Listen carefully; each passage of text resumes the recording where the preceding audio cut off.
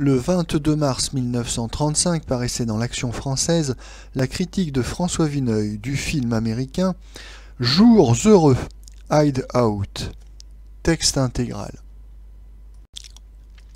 Parce que nos studios sont encombrés des ratés de tous les arts et de toutes les industries, et des plus indésirables métèques, tous les émigrés juifs de talent sont passés à Londres, nous nous sommes laissés prendre par Hollywood, la spécialité où nous devrions le mieux exceller.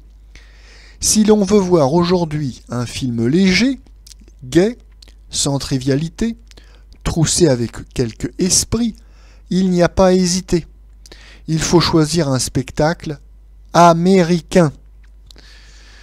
Nous parlions, vendredi dernier, des aimables aventures de mademoiselle Claudette Colbert dans Aller et retour. Voici cette semaine, au Marbeuf, un film encore plus amusant, d'une facture certainement plus alerte. Jours heureux. C'est l'équipé d'un jeune gangster new-yorkais, plus débrouillard que méchant, pris dans une filature serrée après quelques opérations de chantage un peu trop roides. Blessé, il s'échappe à grand-peine après une longue poursuite en auto. Il peut enfin jeter sa voiture dans un chemin détourné et s'évanouir sur les coussins. Le lendemain, il s'éveille dans un grand lit douillet au champ d'un poulailler. Il a été recueilli par de braves campagnards qui ne se doutent pas de sa qualité de gentleman.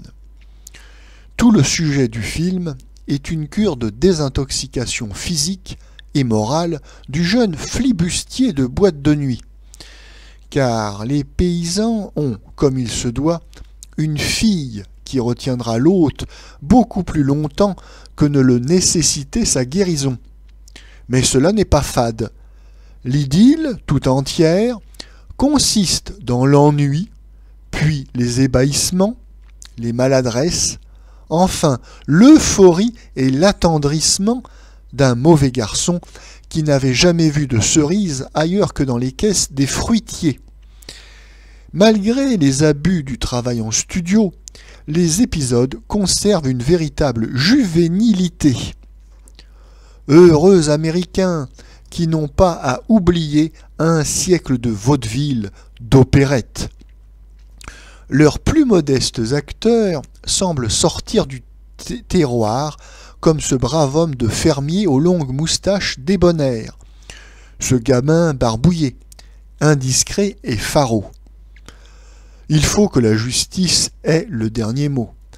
Mais ce souci, au lieu d'alourdir le film, nous vaut un épilogue très cocasse. Les deux policiers, qui viennent arrêter le gangster chez le fermier, consentent à ne pas dévoiler leur identité et leur rôle. On les fait à table bruyamment, comme les meilleurs amis de l'hôte. Douglas Montgomery dessine avec esprit une physionomie de crapule sympathique. Maureen O'Sullivan, l'extraordinaire nageuse, l'athlétique compagne de Tarzan, sait redevenir la plus exquise des ingénues.